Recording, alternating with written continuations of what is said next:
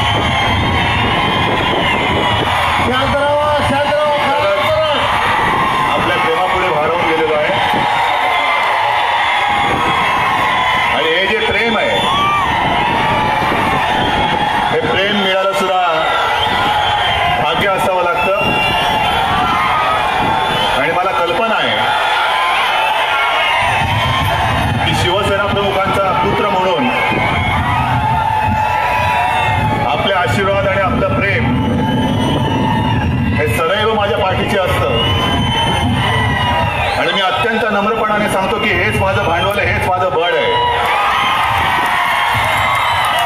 आणि तुम्ही सगळे माझ्या सोबत असता म्हणून मी कोणत्याही संकटाला टक्कर देऊ शकतो.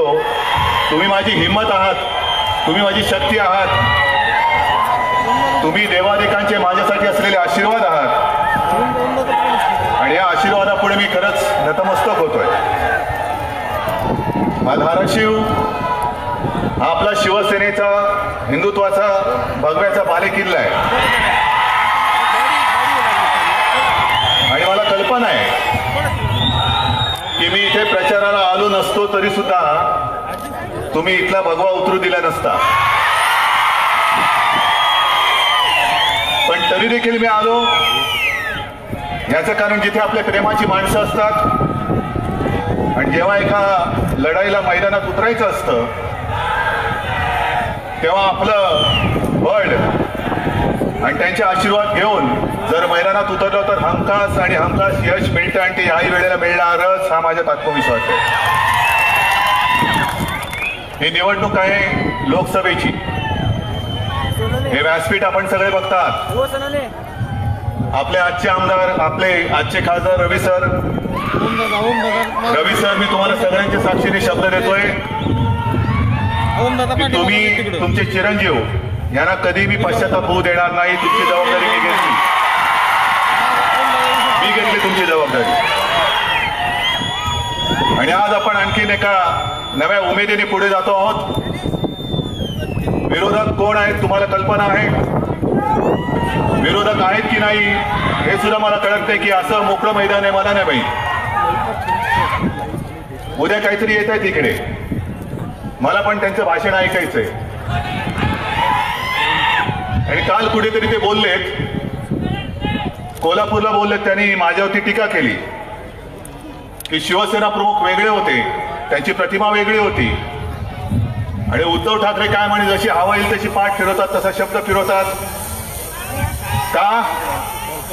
कारण आपण युती केली, भारतीय जनता पक्षावर युती केली म्हणून यांच्या पोटात गोळा आलाय. काय जोरात आले होते संघर्ष यात्रा काढून. आपण ज्या दिवशी युती केली त्या दिवशी यांच्या यात्रेच्या रथाचा टायरच पंक्चर होऊन गेला. जयंत पाटील आज काहीतरी बडबडलेत, विषय गंभीर आहे. पण जयंत पाटलांना मला सांगायचंय, अंगावर या जरूर या. जो विषय मुद्दा तुम्ही उपस्थित केला त्यालाही मी आता उत्तर देणार आहे. पण एक लक्षात घ्या की तुम्ही कोणासाठी लढतात. तुमचा सेनापती माढ्यातून पळालेला आहे. माढ्यातून तुमचे सैनिक सगळे सैन्य पसार झालेले आहे. आणि उगाच तलवारीचे किंवा दांडपट्ट्याचे हातवारे केल्यासारखं काहीतरी करू नका. हवेत हवामान हरडे सोडू नका. जो विषय जयंत पाटलांनी उपस्थित केला तो अत्यंत गंभीर आहे. मी त्यालाच पहिल्यांदा उत्तर देतो आणि मग पवार सगळ्यांचं जे काय बोलायचं ते मी बोलतो. गेल्या काही दिवसापूर्वी याच विभागामध्ये एका शेतकऱ्याने आत्महत्या केली, ढवळे. आणि त्यांनी त्याच्या चिठ्ठीत नाव लिहून ठेवलं होतं ओमराजेचं. त्याच्यासोबत सुद्धा जो एक शेतकरी आहे त्याने असं म्हटलं की उद्धव ठाकरेंना आम्ही भेटायला गेलो होतो पण दुर्दैवाने भेट झाली नाही.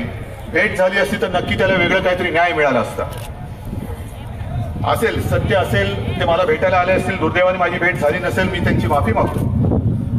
पण एक तुम्हाला सगळ्यांना मी वचन देतो की ढवळेंनी जी आत्महत्या केलेली आहे तो जीव मी वाया जाऊ देणार नाही, अजिबात जाऊ देणार नाही.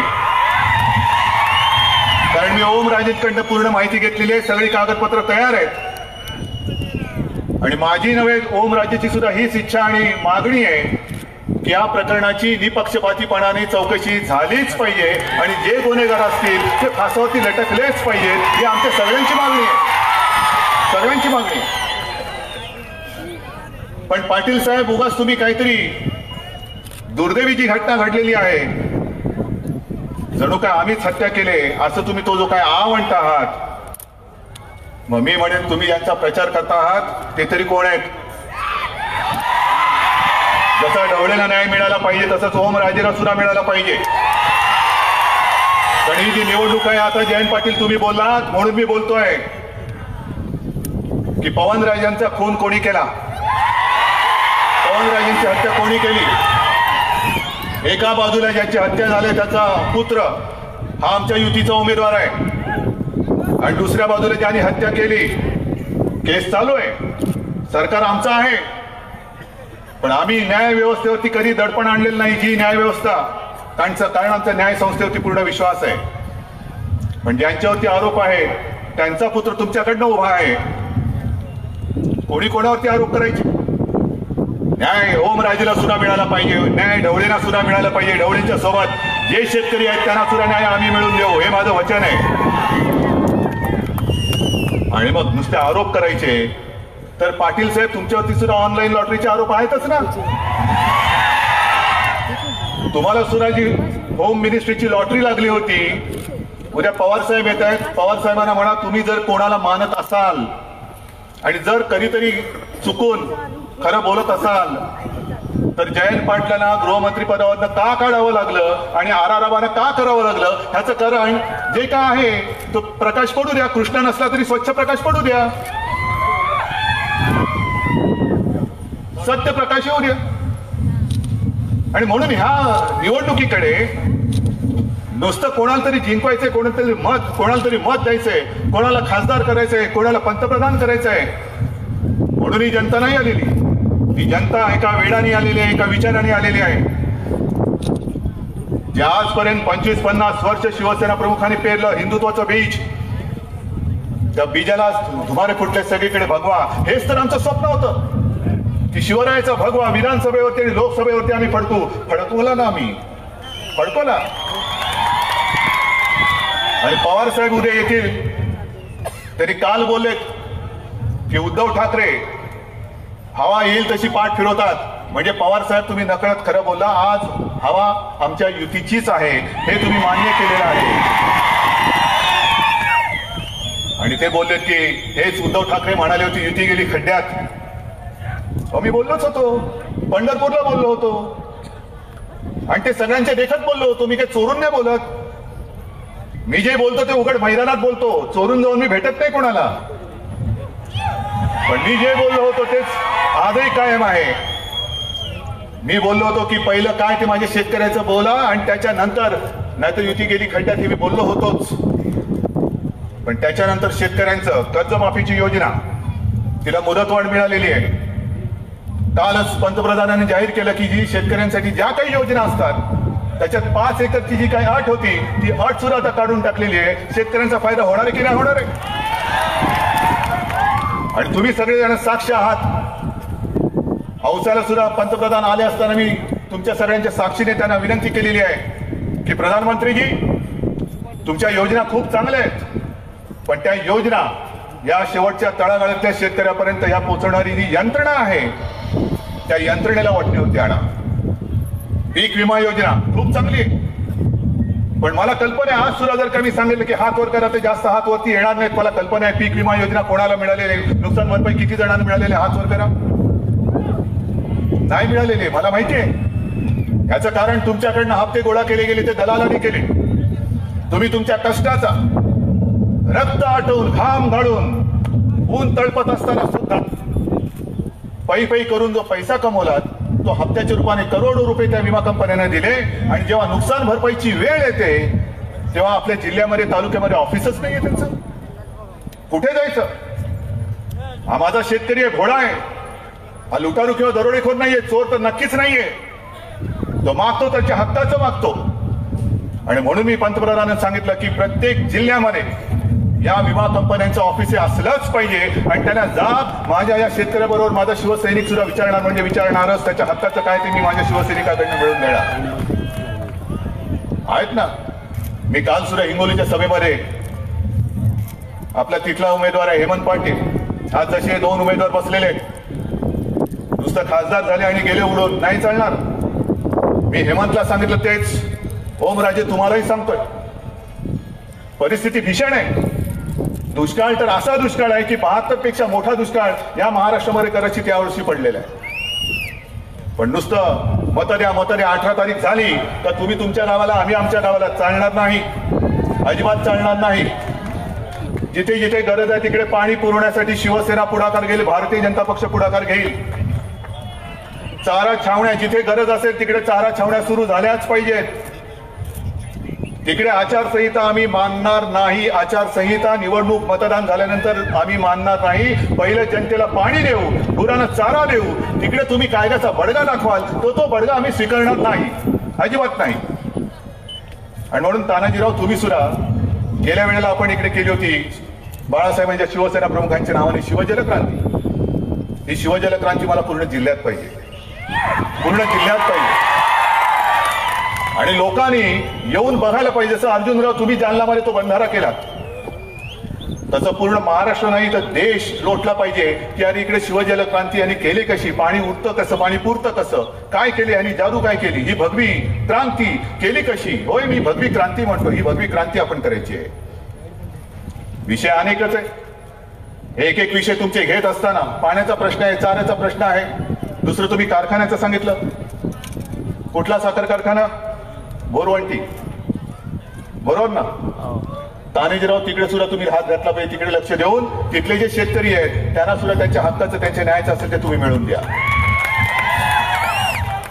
कारण नुसतं आरोप प्रत्यारोप होत राहतील. ते आपल्यावरती आरोप करतायत, आम्ही त्यांच्यावरती आरोप करतोय. लोक म्हणतात अरे बाबा तुमचं चालू द्या, पण आमचं काय? आमच्याकडे तुम्ही मतं मागतात, आम्ही तुम्हाला मतं देऊन त्या खुर्चीवरती बसवतोय आणि त्या खुर्च्या घेऊन तुम्ही एकमेकाच्या टाळक्यात घालताय. बाबा आमच्या पदरात काय टाकताय? धोंडे? हे तुमच्या पदरात धोंडे टाकण्यासाठी म्हणून मी आलेलो नाही. जसं मी मगाशी म्हटलं की तुम्हाला बघितल्यानंतर मला हिंमत येते. हे तुमच्या मताची ही किंमत आहे. मत म्हणजे नुसतं मत नाही, ही हिंमत आहे. ही हिंमत आपल्याला मोदींना सुद्धा द्यायची. कारण एकूण जे काही जाहीरनामे आपण बघतो आहोत, हे जाहीरनामे बघितल्यानंतर भारतीय जनता पक्षाचा जाहीरनामा म्हणजे आपल्या युतीचा जाहीरनामा आणि काँग्रेस आणि हे राष्ट्रवादी का परराष्ट्रवादी काय त्यांना म्हणायचं मी सांगतो तुम्हाला. त्यांचा जाहीरनामा. काल रामनवमी होती, आज आंबेडकर जयंती आहे म्हणून तर त्यांना आपण अभिवादन करतो, नेहमीच करतो. काही जयंती आहे म्हणून नाही करत, आंबेडकरांना अभिवादन नेहमीच करतो. पण रामनवमी काल होती. मी अभिमानाने सांगतो की आमच्या युतीच्या जाहीरनाम्यामध्ये राम मंदिराचा उल्लेख आहे. तुमच्या जाहीरनाम्यात आहे का? आणि नसेल तर का नाही? का नाही? अयोध्येमध्ये राम मंदिर आम्ही बांधणार, होय, आमच्या जाहीरनाम्यामध्ये आहे. तुमच्या जाहीरनाम्यात का नाही? काश्मीरचं 370 कलम आम्ही काढणार म्हणजे काढणार, आमच्या जाहीरनाम्यात आहे. तुमच्या जाहीरनाम्यात का नाही? देशद्रोहाचं कलम 124 आम्ही सांगतो आम्ही देशद्रोहांना फासावरती लटकवणार. होय, लटकवणार. नाही तर मग स्वामीजी कशासाठी भारत माताची जय आणि वंदे मातरम घोषणा द्यायच्या? नुसत्या घोषणा द्यायच्या? ती भारत माता म्हणायला अरे मला लाज वाटते. जे त्यांनी जाहिराती केल्यात ना, यांना लाज वाटते का? मी म्हणेन भारत मातेला लाज वाटते की अरे ही अशी दरिद्री लोक यांना देशद्रोहाचं कलम काढून टाकतात. माझ्या देशाशी द्रोह केला तरी चालेल, आम्ही तुमच्यावरती गुन्हा टाकणार नाही. खरंच शरद पवारांना विचारा, लाज वाटते का तुम्हाला? त्या कुठल्या तरी जवाहरलाल नेहरू युनिव्हर्सिटीमध्ये ते लाल माकड ते कन्हैया कुमार आणि कुठलीही अवलाद माझ्या देशामध्ये माझ्या देशाचे तुकडे होतील म्हणून घोषणा करणारी अवलाद, यांना देशद्रोही ठरवायचे नाही तर काय करायचं? देशप्रेमी म्हणायचं.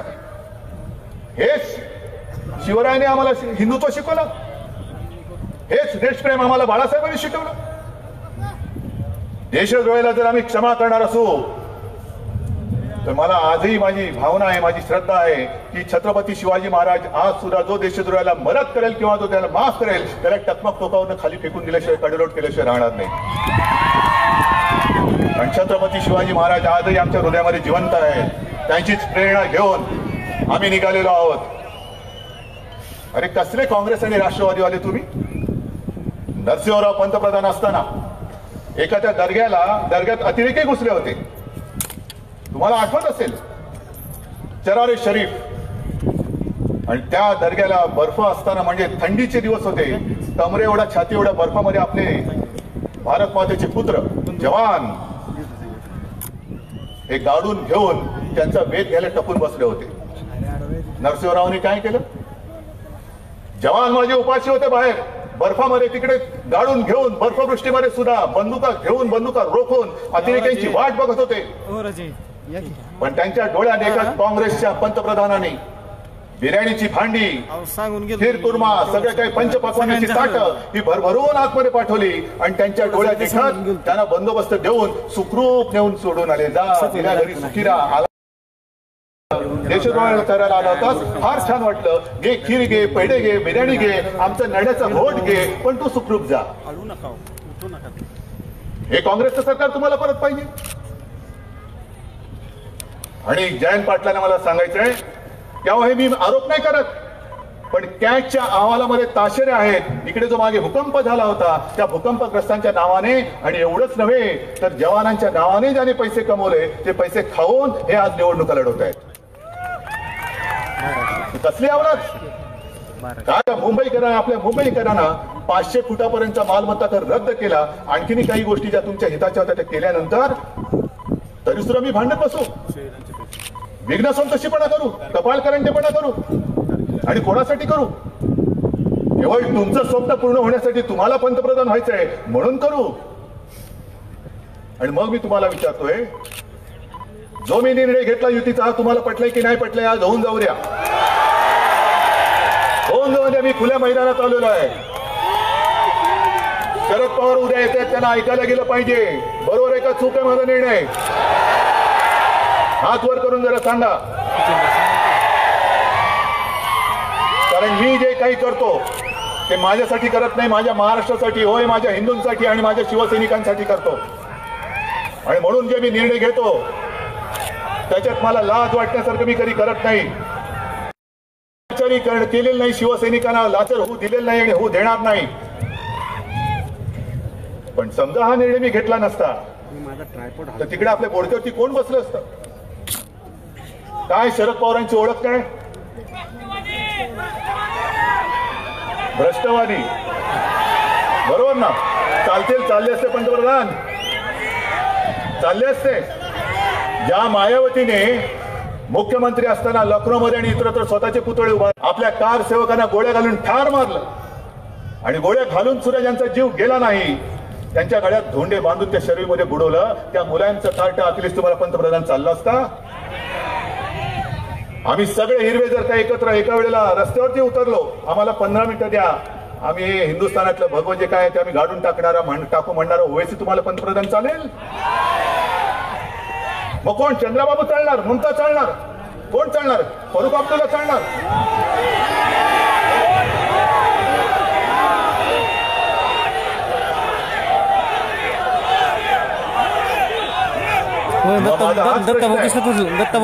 हाच माझा प्रश्न आहे, हाच माझा विषय आहे.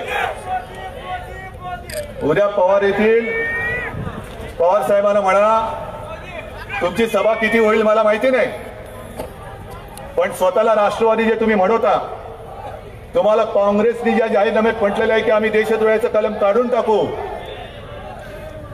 हे तुम्हाला मान्य आहे का? हे तुमच्या राष्ट्रवादीच्या कोणत्या व्याख्येत बसतं हे मला पहिलं सांगा. देशद्रोह आम्ही करणार, देशद्रोहाचा गुन्हा आम्ही काढून टाकणार. 370 कलम कोणत्याही परिस्थितीत आम्ही काढणार नाही हे काँग्रेसवाले राहुल गांधी म्हणतायत. हे तुम्हाला पटतंय का? नाही, पवारांना विचारा. आणि आता हवा बदलते तशी पाठ कशी फिरवतात हे मी तुम्हाला सांगतो. शरद पवारांची राजकीय कारकीर्द कशी सुरू झाली? राजकीय कारकीर्द शरद पवारांची कशी सुरू झाली जरा थांबा रे. कोणाच्या बरोबर ना, वसंतदारांच्या म्हणजे स्वतःच्याच नेत्याच्या स्वतःच्याच पक्षाच्या मुख्यमंत्र्यांच्या पाठीत वार करून यांनी कुलोत काढली का मला मुख्यमंत्री व्हायचंय, बाकी गेलं खड्ड्यात, पक्ष वगैरे गेला खड्ड्यात, माझं स्वप्न पूर्ण झालं पाहिजे म्हणून बसले उडी मारून त्या मुख्यमंत्री पदावर. त्याच्यानंतर राजीव गांधींशी यांनी द्रोह केला. हे कालचं पोर म्हणे याला काय समजतं. आणि मग तिकडे आपल्या संभाजीनगरमध्ये राजीव गांधी आले होते तेव्हा घालीन लोटांगणचा तो प्रयोग केला, माफ करा माफ करा माफ करा, कारण त्यांना कोण विचारत नव्हतं. पुन्हा काँग्रेसमध्ये गेले. त्याच्यानंतर सोनियाजी आल्या. सोनियाजी आल्यानंतर यांनी काय भूमिका घेतली. सोनिया गांधी विदेशी आहेत आणि यांचं भारताचं भारतीय नागरिकत्व हे त्यांच्या स्वार्थासाठी आहे. सोनिया गांधींनी घातली लाथ, चला गेट आउट. मग तुम्ही का परत युती केली. आमची आणि भारतीय जनता पक्षाची जी युती झाली ती आम्ही स्वाभिमानाने केलेली आहे, लाचारीने नाही केली. आणि हे हिंदुत्वासाठी आणि देशासाठी केले, देव देश आणि धर्मासाठी केलेली आहे. पण पवार साहेब तुम्ही त्यावेळेला बोलला होता, त्यांना विचारलं पहिल्यांदा तेव्हा राजीव गांधींच्या वेळेला काँग्रेस सोडली तेव्हा की तुम्ही पुन्हा काँग्रेसमध्ये जाणार का. छे म्हणे अजिबात नाही. तशीच जर का वेळ आली तर तोंडाला डांबर फासून हिमालयात जाईल. मला वाटतं डांबराला सुद्धा लाज वाटली की अरे मी काळा आहे रे पण मनाने काळा नाहीये. मी निदान रस्त्यावरती तरी लोकांच्या उपयोगी पडतो, तुम्ही कशाच्या उपयोगी पडता. तोंडाला काळं फासून हिमालयात जाईल तरी परत आलात. सोनिया गांधीने हाकलून दिलं तरी परत आलात. पृथ्वीराज चव्हाणांच्या हाताला लकवा मारतो म्हणत होता तरी युती केलीत. हे आला म्हणतात सगळं वात कुक्कुट. आम्ही वात कुक्कुट नाही बघत, आम्ही आमचा भगवा बघतो. भगवा ज्या दिशेने फडकतोय ही सगळं दिशा ही दिल्लीकडे जाते, ही दिशा दिल्लीकडे जाते सगळी. आणि म्हणून आरोप करताना वेडेवाकडे करू नका. राहुल गांधींनी जे काही तारे तोडलेले आहेत, मध्ये माझ्या सामनाच्या मुलाखतीत म्हटलं होतं की राहुल गांधी सुधारतील सुधारतील सुधारतील या आशेवरती चाललाय काँग्रेस पक्ष. सुधारतील की नाही देव जाणे. आज नेतो कल नेतो परसो परसो नेतो आणखीन काही सुधारत तर काहीच नाहीये. नाही पप्पूने मी सांगतो मग त्याच्यानंतर काय बोलायचं बोला. माझ्याकडे आता फोनमध्ये एक क्लिप आहे. त्या क्लिपमध्ये राहुल गांधींनी त्यांच्या काँग्रेसच्या कार्यकर्त्यांसमोर भाषण केलेलं आहे. खरं म्हणजे आज मला पटलं प्रकाश आंबेडकर बोललेत काँग्रेस हा गाढवांचा पक्ष आहे. पण राहुल गांधी जे बोललेत तुम्हाला पटतंय का बघा. तुम्हाला स्वातंत्र्यवीर सावरकर माहितीत का रे. हा कोण होते. वीर वीर वीर होता तो, वीर होता. मी नेहमी सांगतो की प्रवाहाच्या विरुद्ध पोहतो तो वीर असतो आणि प्रवाहाबरोबर वाहत जातो तो ओढता असतो. सावरकर वीर होते आणि त्या सावरकरांनी अनेक क्रांतिकारक निर्माण केले. क्रांतिकारकांचं ते प्रेरणास्थान होतं. अनेकांना त्यांनी काय काय प्रेरणा दिली आणि त्याच्यामुळे इंग्रजांनी त्यांना 25-25 वर्षाची 50 वर्षाची काळ्या पाण्याची जन्मठेप सुनावली. अंदमानला तुमच्यापैकी कोण गेले.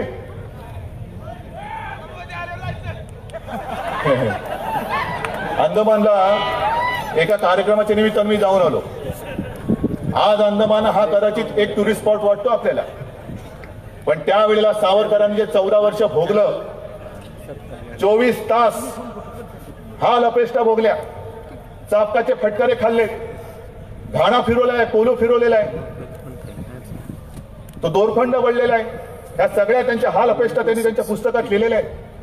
आणि त्याचबरोबर त्यांनी एका दर्जाची एका उंचीची साहित्य निर्मिती पण केलेली आहे. संपूर्ण आयुष्य हे त्यांनी आपल्या देशासाठी वाहून टाकलं होतं आणि जवळपास 14 वर्ष त्यांनी जिवंतपणे मरण यातना सोसल्या. आणि त्या अशा माझ्या क्रांतिकारकाबद्दल, वीर सावरकरांबद्दल राहुल गांधी बोलतायत. त्यांनी ते भाषणामध्ये नक्कल केले. बोलता बोलता अचानक त्यांना काय झालं कळत नाही. अरे भैया जरा पेन दो म्हणून पाठच्या गार्डकडनं पेन घेतलंय आणि सावरकरांची नक्कल केली. हाँ बोलो, आप अंग्रेज हो ना, बोलो क्या लिखूं, मैं माफी मांगू, पैर छू, क्या करना है मुझे, आपके खिलाफ कुछ करना नहीं है. आणि त्याच्यानंतर बोलला की ये कायर थे, ये डरपोक थे. माझ्या महाराष्ट्राच्या नव्हे भारत मातेच्या या वीर पुत्राचा असा अपमान करणारं हे नालायक कार्ट तुम्हाला पंतप्रधान पदावरती पाहिजे? काय अवकात आहे तुझी? होय, असतील ना जवाहरलाल नेहरू तुरुंगात असतील, त्यांच्याबद्दल मला आदर आहे, पण मी आज जाहीर आव्हान देतोय, राहुल, जवाहरलाल नेहरू तुरुंगात होते, जरूर होते, पण सावरकरांची कोठडी नसेल तर जाऊन बघ, नाही तर पाठवण्याची सोय करतो.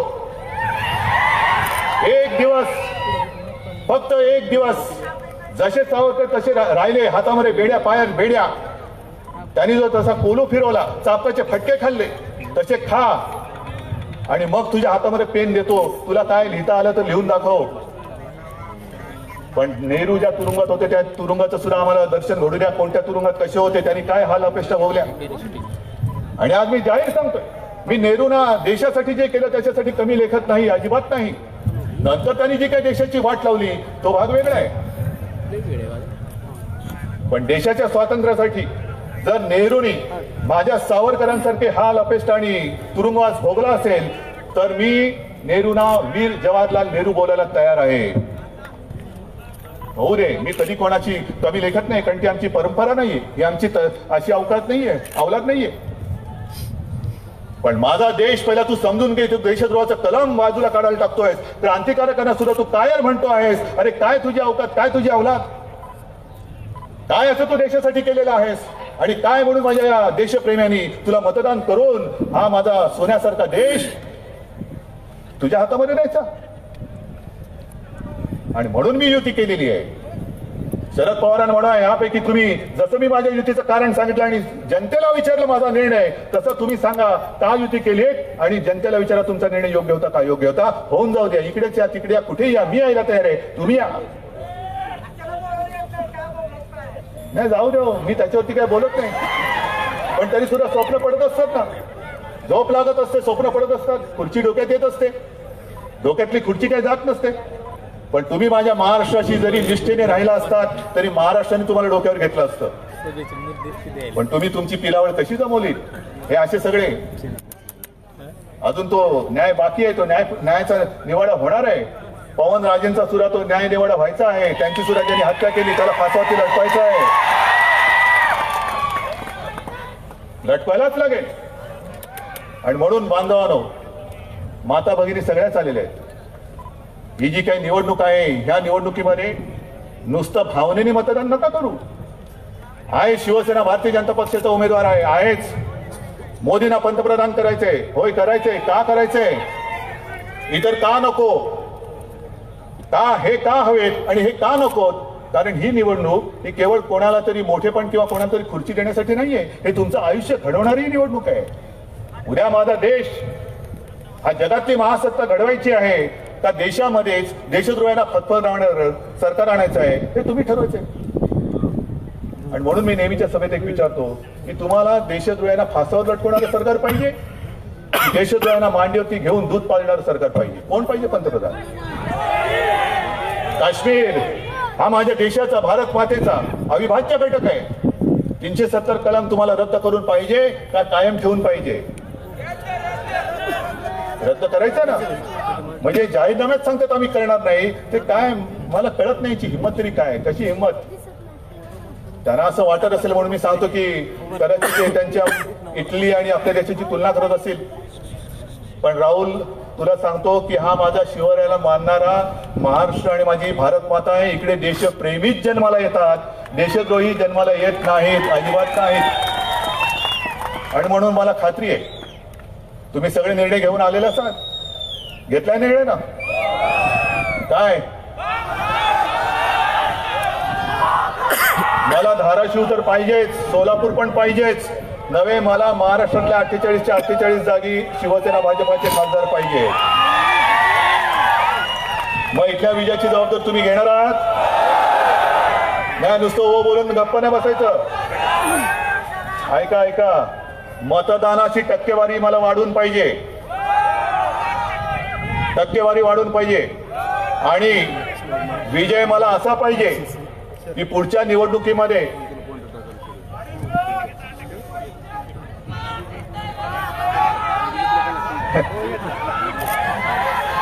नाही, मी एका वाक्यात सांगतो, विजय मला असा पाहिजे की काँग्रेस राष्ट्रवादीची जी इतरत्र हालत झाली की त्यांच्याकडे उभं राहायला कोण उमेदवार मिळत नाही, त्याचा पुढच्या वेळेला इकडे आपल्या युतीच्या विरुद्ध उभं राहण्याची हिंमत कोण करणार नाही असा मला विजय पाहिजे. देणार आहात? ठीक आहे. तुम्हाला खरंच मनापासून सांगतो की तुमचं हे प्रेम आणि हा विश्वास, हे आशीर्वाद असेच कायम माझ्यापाशी ठेवा. माझ्या डोक्यावर तुमचे हात असू द्या. आणि मी शपथ तर घेतलेलीच आहे की ही सगळी तुमच्या आशीर्वादाची ताकद आहे, ती मी शेवटच्या श्वासापर्यंत, शेवटच्या क्षणापर्यंत माझ्या गोरगरीब आणि शेतकऱ्याच्या पाठीशी उभी केल्याशिवाय राहणार नाही. एवढंच एक वचन आणि शपथ घेतो. जय हिंद, जय महाराष्ट्र.